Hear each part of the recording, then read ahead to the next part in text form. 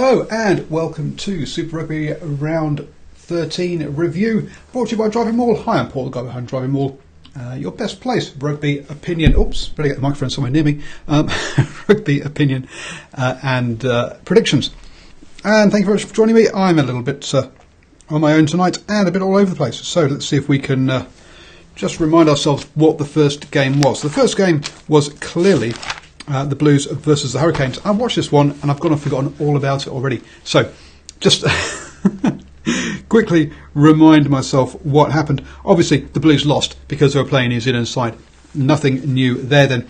15-36 was the score in the end, which as you'd expect really to happen. I mean, I went the Hurricanes by 15 in this one, and obviously I ended up coming up short.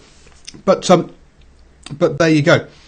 And if you look at some of the stats, straight away, possession and territory all in the Hurricanes' favour, 60-odd% compared to the sort of 37, 39%. So it's one of those ones where this was only ever going one way, let's be honest. Defence is pretty good, 85 tackles each, but the Blues set piece didn't really function. And when you look at the Hurricanes, who got 20 out of 20 of their lineouts, you've got to say that was functioning well. And why did they have 20 that many lineouts? Well, because the Blues gave up 14 penalties. Their discipline tonight was very poor. Contrast that with the Hurricanes of only giving up 6 penalties for the night, and that gives you an idea as to how much territory and possession the Blues were kind of giving away the whole time. And I've already said that the Hurricanes dominated that one. If the tackling hadn't been up there in the odd 85%, this one could have got even more messy. And for the first half, actually, it didn't blow out. We had a line-out maul try by the Hurricanes. The Blues managed to get themselves a penalty and a try under advantage. Lucky they needed to have Sonny Bill Williams back, and he did, and he was definitely a part of all of that kind of stuff, of them playing better. So, yep, it was good to have him in there, and also that meant that we had Rieko Ioane out on the wing, where he's much more effective, even if he was playing on the right rather than on the left. Jack, thanks for the reminder that yes, we did have 2 refs in this game, which probably, as we said during the post-match review, saved the Blues from a yellow card for repeat offences, because as much as the ref came on and said, look guys, just because we've got a new ref, I'm not restarting everything again at scrum time.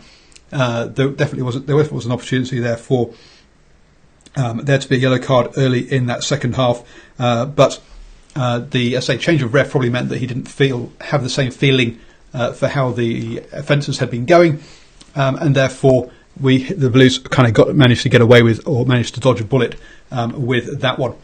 Sorry, so stop adjusting my camera and just actually talk, shouldn't I? But there we go.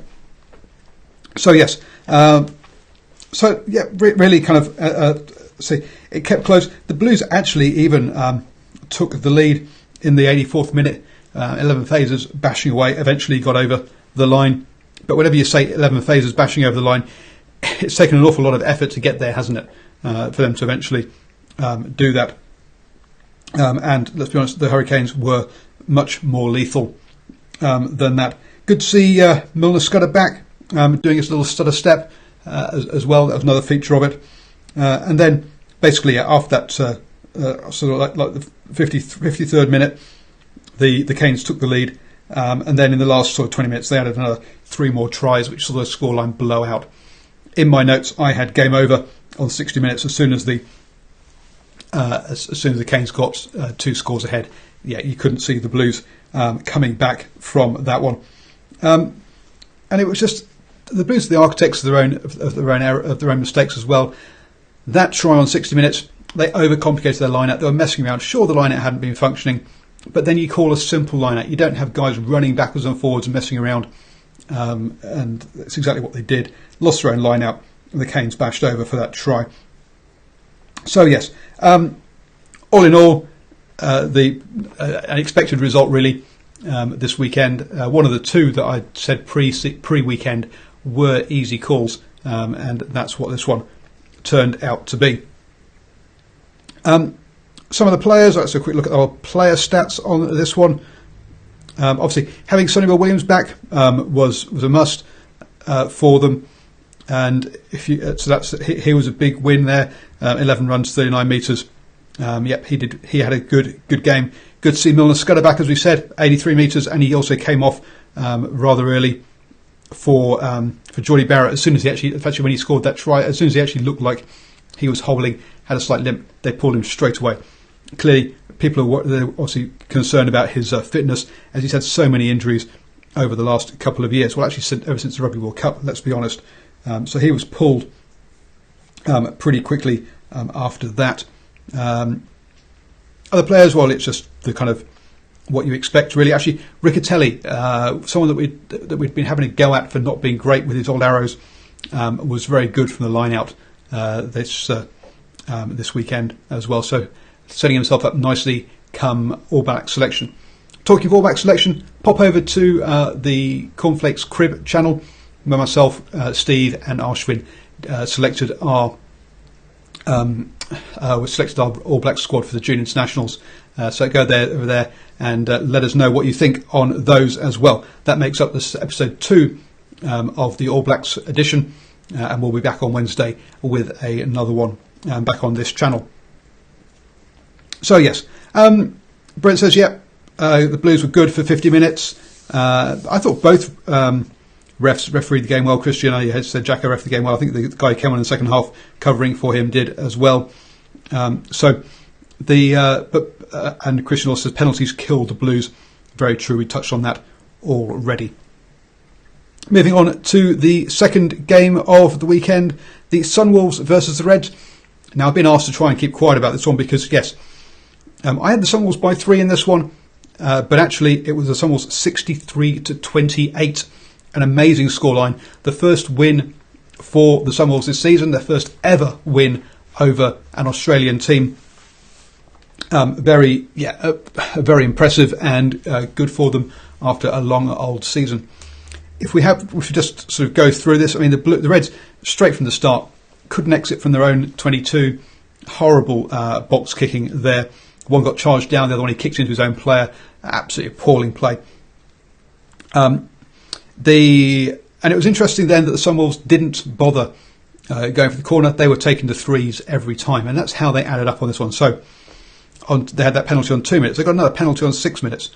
They then gave up. The Reds came back with a line-out maul, but another penalty on 13 minutes and put them back into the lead again.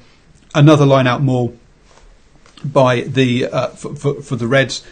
This time the scrum half nipped over off the side of it, but still that's the only place the Reds were getting angry with this one. And the reason for that was that basically the tackling in this one from the defence from the Sunwolves in this was extremely good, and they kept going for the full game, which 150 tackles made out of 171, 88% tackles made, and a lot of tackles. Compare that to the Reds, 65 of 88. They only had to try and make well under half of the number of tackles, but they only made 74% of them, which goes to show what was going wrong. Part of what was going wrong here. Add into that several penalties conceded by the Sunwolves, so good discipline throughout the game. 12 by the Reds, and when you've got Parker kicking 12 from the tee, add in a penalty try as well from memory, I think it was. The penalty try for the high tackle out wide, and you've got to say that there were no points left out there at all by the Sunwolves. They did very well. So you add that kind of missed tackling, giving up penalties, and that's basically how this one happened. It was all penalties up until there was 4 penalties on the trot to get back to 12-14. Then we had a wonderful play by I think it was one of the locks, looking to offload the ball out the back. That's where his eyes were facing, and he just pops a short one to the prop who is hitting the line. So everyone's expecting the ball to go somewhere else because it's a no-look pass. And the prop breaks the line and goes over and scores a try. Fantastic piece of play there. Clever piece of play by the forwards. Something we wouldn't have seen many years ago. And then after that, the Sunwolves got a bit more expansive, happy to spin the ball wide. They found space for Little to get his offload for a wonderful finish, which stretched the lead out to 26-14. Under advantage, the Sunwolves pressing again as the hooter went, tried a crossfield fit kick. Leach unfortunately went out into touch, so they put the ball over for another 3. 29-14 at half time, and that was to prove that would be enough for them to win it, especially as the Reds didn't learn from their errors in the first half at all. Straight out, 42 minutes, we come back out onto the pitch, and what they do, they give up another kickable penalty. Parker slots over and stretches the lead.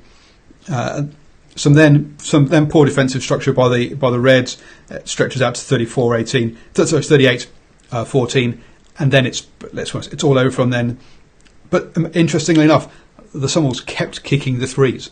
They kicked another 2 penalties after that, I think, from memory, or one or 2. And again, one of those things. Anytime the Reds got another try, after 23 phasers bashing away at the line. Seriously, you need to be scoring quicker than that if you're going to try and catch up that kind of lead. It was never going to happen. They did get one try back when they had actually were down to 14 men, and their winger sort of got a break down the line, went in for a long range try. But even so, the Reds were never in this one. After probably after sort of midway through the first half, where the Sunwolves just pulled away. Wonderful win by the Sunwolves. I mean, we've already talked about Parker kicking, the tackling, and because of that tackling, I say the Sunwolves made twice as many tackles, 171 they tried to make. That meant that they only had 39% territory in the first half, 36% territory in the second half. A lot of their kicks were from just inside their own half, just inside the Reds' half, around sort of 10-metre line. They were, I say, very quick to take those 3 points. So every time they went in the half, they always came away with points, pretty much. So that's interesting. Interesting that they had so little territory in possession and won this one so comfortably. Let's quickly check what's been in the chat. Christian, Hayden Parker was outstanding. He was absolutely spot on. Obviously, Jack, the big surprise, that scoreline. It was a big surprise. I expected them to win, so I predicted them to win, but not by that much. Yes, the Reds were poor in this game. After that, we had the Crusaders versus the Waratahs. And you might have seen me tweet out that if the Waratahs win this, I'll do a post-match review, because I wasn't planning on doing so. And normally we say it's a game of 2 halves. This wasn't. This was a game of 30 minutes and 50 minutes. For the first 30 minutes, it was all Tars. Sorry, just quick liquid for the throat. It was all Tars. Some questionable tactics by the Crusaders, kicking towards Falau, who had a very good game under the high ball, especially in that first half hour. But also, what people weren't noticing was the line speed was fantastic. The tackle accuracy was also very high.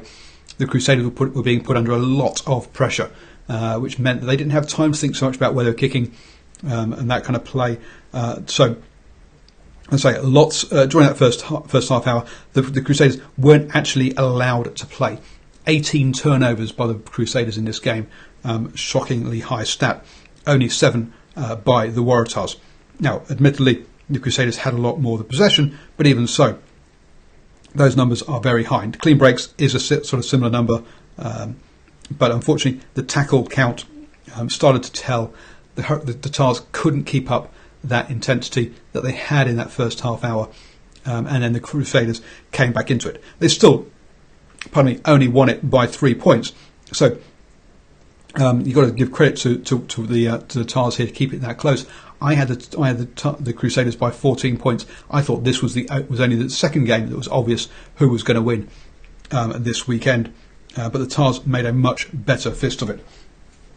I'm sure there are going to be a whole bunch of comments in the chat. I'm not having a quick look at that yet about what happened at the end, but as I say, it was all about that the Waratahs rushing out to a 29-point lead after 28 minutes, scoring a point a minute. Crazy speed, crazy scoring, really. And then the Crusaders spending the next 60 minutes slowly clawing their way back into this. The big talking point, and I'm sure it's going to be in there in the chat, was that for that last try, I think it was, Moody goes in, bashes over Beale, gets missed by the umpires and the TMO, and the Crusaders get the try to win the game. Since then, he got cited. It was considered a red card offence because he hit in this kind of chest, neck, head area, depending on how you see it, and generally which side of the Tasman you come from. And he's been given a 2-game ban, which sort of say, that's not enough. Sure, he was given it was a 4-game ban that got reduced to 2 because he has got a good record, and so it went in at that mid-level entry point, which seems, from a mid-level entry point, seems fair to me. It wasn't a low entry one; it was quite deliberate, but also he wasn't wasn't taking the guy's head off either. So I think a mid-entry was right. If that puts it in at 4. And then he's had good behaviour and hasn't been sort of banned a couple of times in the past, then that's kind of standard. I know a lot of people have complained that 2 weeks isn't fair and isn't enough. I think it's probably appropriate under how these things have been, how the disciplinary system works. Now, whether you think it should have the overall thing should be higher at the entry point, then that's a different matter. But I say it follows how other ones have been done. Christian says he should have been yellow carded in the game. And no, sorry, if he's being cited and banned, then he should have been red carded during the game. The officials do miss things during the game. They're human beings. They generally make less errors than the players. They let the players knock it on, miss passes, miss tackles, make an awful lot more errors per game than the referees do. I'm not about to start bashing the referees. Sure, they will miss some. They are humans. So yes. So in theory, it was a close one. We'll never know what would have happened if Moody had been red carded, and that had been caught by the umpires. But the Crusaders did run for 500 metres compared to 391 by the Tars. The Tars did an awful lot of kicking, 25 kicks from hand in this game. But that also comes down to the fact that they spent a lot of their time in their own territory, so they're sort of clearing kicks because they're under pressure. And yeah, well done to the Tars for keeping this one close. A lot of us weren't expecting it to be anything like that. Do I think it was fair? Yep, I think it was fair for the 2 week suspension under the things. And Jack makes a good point. Foley's kicking was poor in this one, and yes, it was.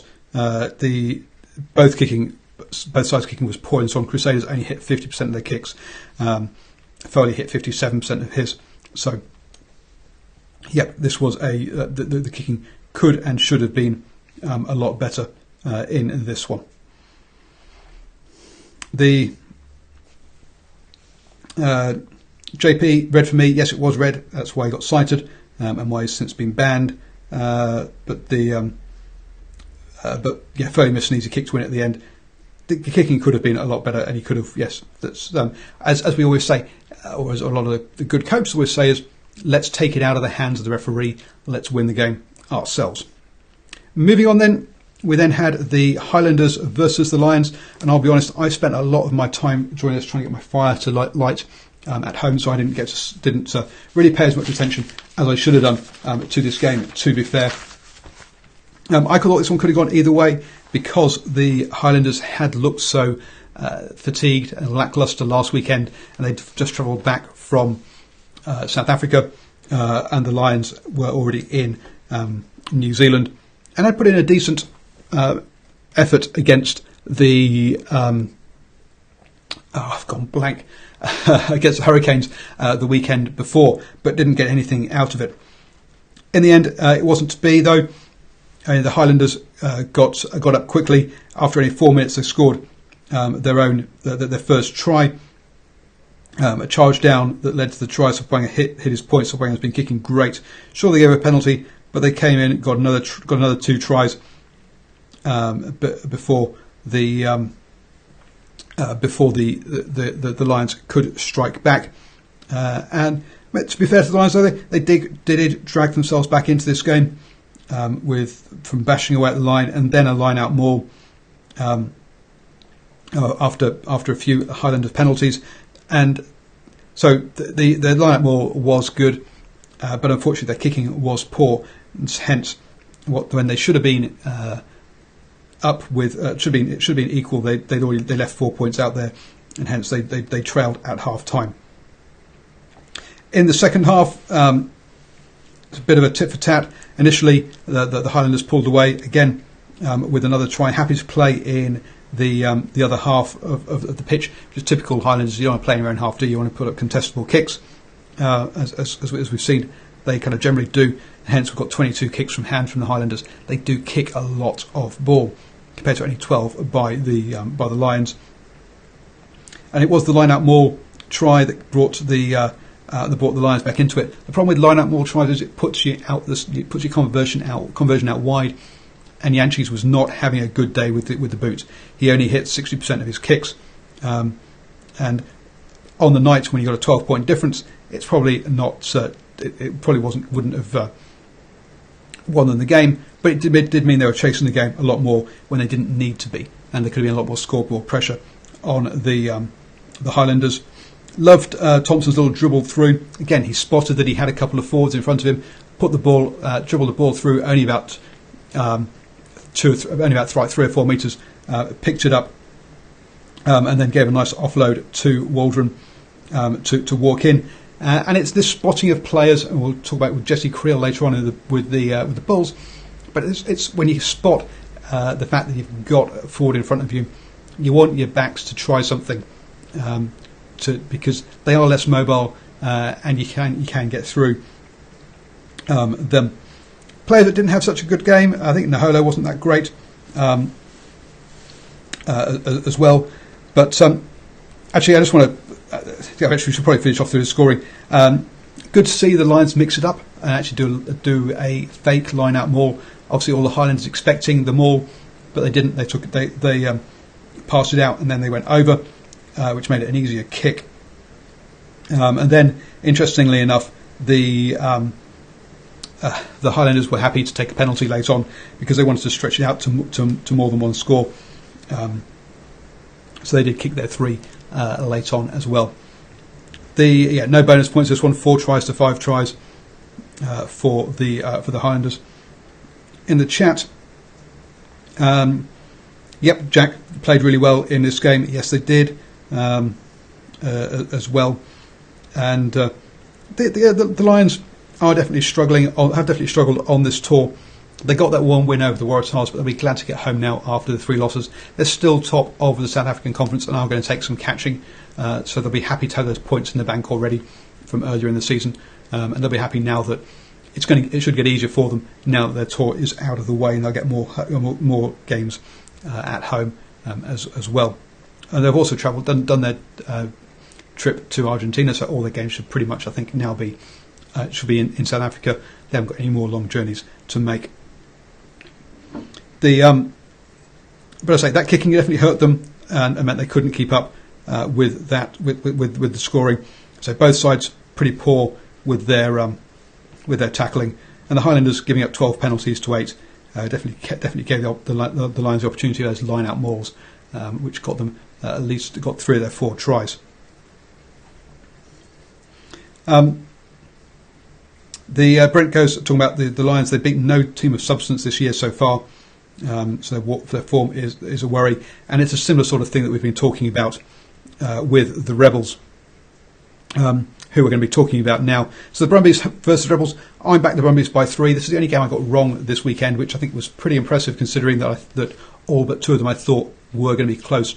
I only picked them by 3. Sorry, another quick wait the whistle.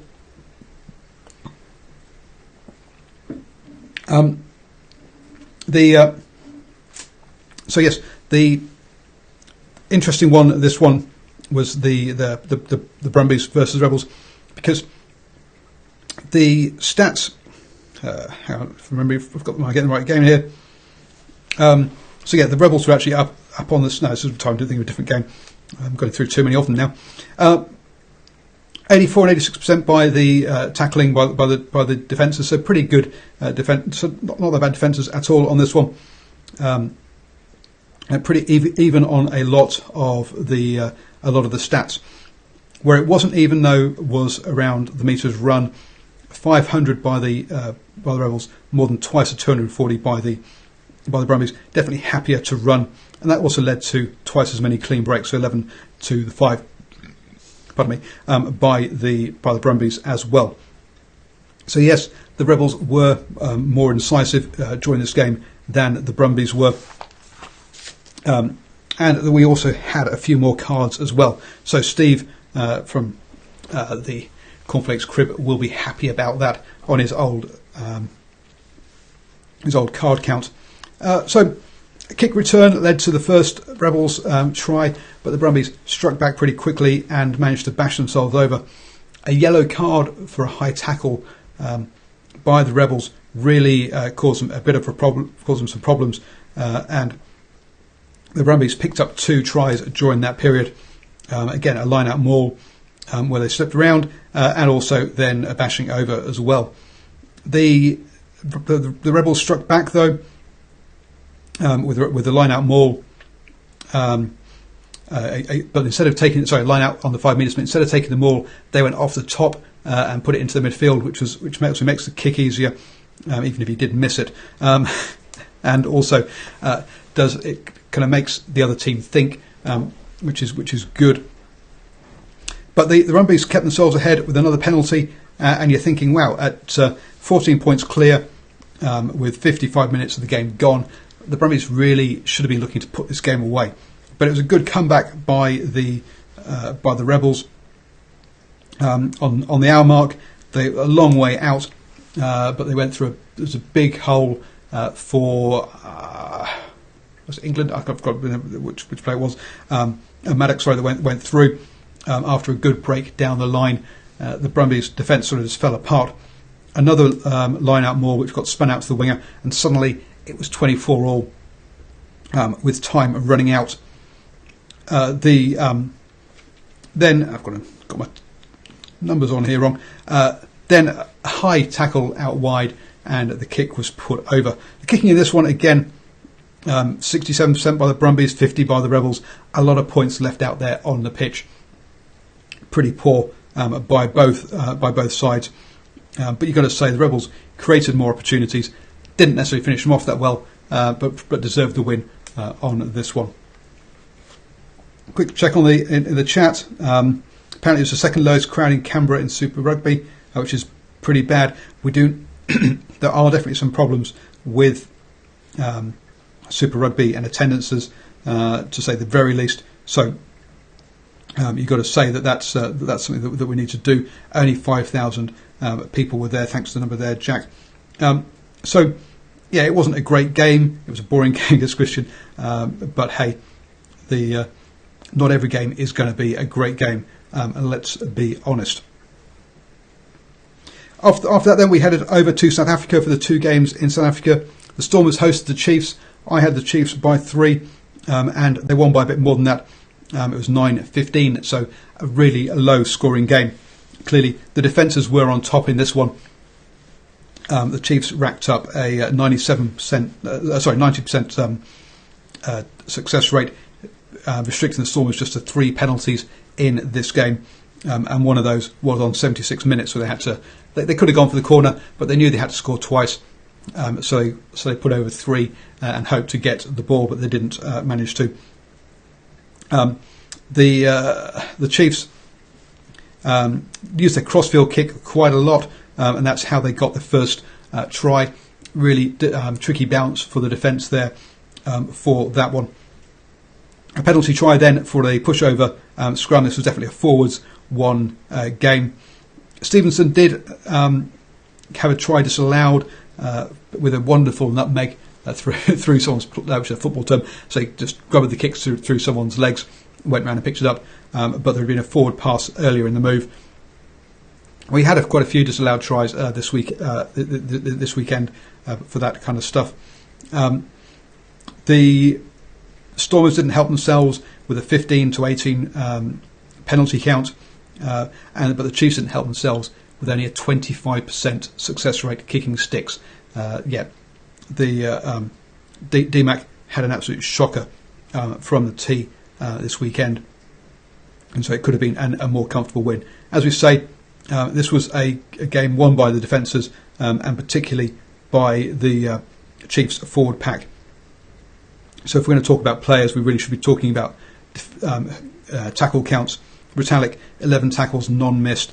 Jacobson, 14 tackles, only 1 missed. Those are the kind of players who got above double figures on the Chiefs side. Delende, 15 tackles, none missed for the Stormers. He was a rock for them in that midfield. Detroit, 13 tackles, 3 missed. Dyke, 13 tackles, 2 missed as well in amongst the forwards. So, yeah, big shifts put out there by quite a few players in this one. Quickly checking on the chat. Yep, a very scrappy game, says Christian. Horrible game, says Brent. Yeah, it was a low-scoring one, not a particularly a good one here. The Chiefs are staying in South Africa and have the Sharks up next, which will be an interesting one. Because if we look at a lot of drop balls and knock-ons in the first half, was apparently see how did the turnovers 12 and 15, not that bad really, but 11 scrums for the Chiefs shows you that actually yes, there were a lot of knock-on balls there by the Stormers, and the Chiefs won every single one of those, including that pushover penalty. What would have been a pushover try, but turned into a penalty try as well. The Stormers need to keep hold of their ball a lot better. Moving on then to the final game of the round, we had the Bulls versus the Sharks. And the score on this one was 39-33. I had the Bulls by 3, it wasn't meant much more than that. Early on, and we talked about disallowed tries and yellow cards. Bosch got caught out tripping a Sharks player, tripping a Bulls player, and which pulled back a long-range try for the Sharks that he actually scored. He also got yellow carded for that one, so got to go from scoring a try to getting yellow carded. A bit not fun for him. The Bulls grubbered through for a try. Obviously, when you're missing your scrum, your fullback, there's going to be gaps for that kind of play. So clever thinking there. Pollock missed a rare kick there. Creel then spotted he had some front rows in front of him, so dummied, stepped between the front rows, propping a hooker, and then again missing the fullback, so he had to stroll in, and the Bulls pulled out a 12-0 lead. The Sharks pulled one back. Bosch finishing off a team move. Hint of a forward pass within that, but they took a very quick conversion, so it couldn't get called back. Perhaps learning from the disallowed try before. The Bulls then got another try, pulled themselves away, and we got another yellow card. Very lazy and cheap hit by the lock on the kicker.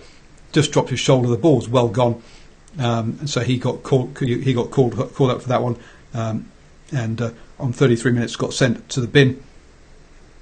Didn't hurt the Bulls that much. I mean, the Sharks did get a try. They used a very clever line-out trick play on the 5 metres. So again, faking them all at the back of the line, creating a gap where a player could run through and score. But the Bulls did get a penalty of their own to pull themselves to 22 points to 14.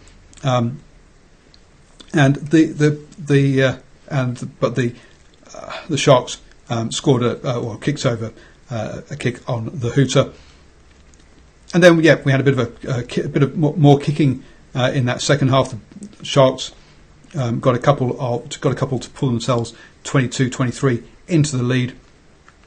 A bit of messy play confused the defence, which led to the Bulls scoring a try. They then bashed over on 66 minutes to get a 36-23 lead. The Sharks then another yellow card for taking a player in the air. He knew he was going straight away. Luckily, the player ended up landing on his back, not his head. It could have gone anywhere the way he hit him, and basically flipped him. But the Bulls really didn't take advantage of that, and they got the penalty. They kicked over the penalty from that kick. From that penalty from that offence. But the Sharks really were pushing it. Some lovely interplay to score a try. The Bulls were disallowed another try for a forward pass yet again. So we've had actually not obviously it was the Sharks one earlier disallowed. That's another disallowed try this weekend. And then after the hooter had gone, the Sharks knocked over 3 to get themselves a losing bonus point. This really was that game of two halves I was trying to talk about earlier. Territory-wise, the Bulls 75% in the first half, only 33% in the second half. Wow, what a turnaround! And yet, if we look at the, it didn't seem to stop them from scoring points, because it was 22-17 at half time to 39-33 at full time. So it was a 5-point gap up to a 6-point gap. So they actually outscored the Sharks in both halves, even when they didn't have that ball. They did run with the ball a lot. 646 metres to only 385 by the Sharks, and there was a lot of kicking in this game. 29 kicks by the Bulls, 23 by the Sharks. I'm not sure if that this is a highlights game for me, so I'm not sure if that metres running was because the Bulls were running the ball back more, whereas the Sharks were kicking it back more. But if you've got someone like Cohen Bosch, why aren't you running the ball back? He's great. With that, tackling was a little bit optional in this game. 72% by the Bulls, 78% by the Sharks, slightly better by the Sharks, but they were chasing the game a lot through most of the time. This one, they only got themselves in the lead once, which probably played into a lot of their thinking. Quick check on the chat. This one was considered to be an outstanding game. So, are we just talking about the quality of the game by number of tries scored? Because, I say, some of the tackling in this was pretty poor. Let's be honest. The Bulls have been pretty good this season. Yep, as someone says, they have surprised. Definitely surprised me as well. I thought this would be much more of a transition season for them, as John Mitchell got his processes in place, but he's got them in place very quickly. They are a bit hit and miss. Some weeks it clicks, some weeks it doesn't. They are trying an offloading game on the whole. Even if the Sharks did out-offload them in this game 11-19, but you've seen the Bulls do that, try and get the forwards to flood a channel and do the offloading, even if it didn't come off today. So that's all the games from the weekend. Thank you very much for joining me, both in the chat and also just those who have just watched. Obviously, at the moment, really trying to grow the channel, so please subscribe, and tell all your friends as well to come over and subscribe. That would really help us grow the channel, and the more we grow the channel, the more content we can bring you as well. So thank you everyone for joining us, and hopefully see you tomorrow night for the Hash Rugby Chat. Clearly, we'll be talking about things like discipline. We'll be having a chat about refereeing. Unfortunately, not a topic I'd like to go to, but hey, it has been very high. Pardon me, in the list. If there's anything you would like us to talk about, then please do let us know through the comments, or you can get hold of me on Twitter at DrivingMaul as well. Let us know what questions you'd like us to ask, and hey, if we like them, or if I like them, I'll include them and ask the guests. Anyway, see you back again tomorrow night, 8 PM. Thank you very much for joining us, and enjoy whatever rugby you're watching.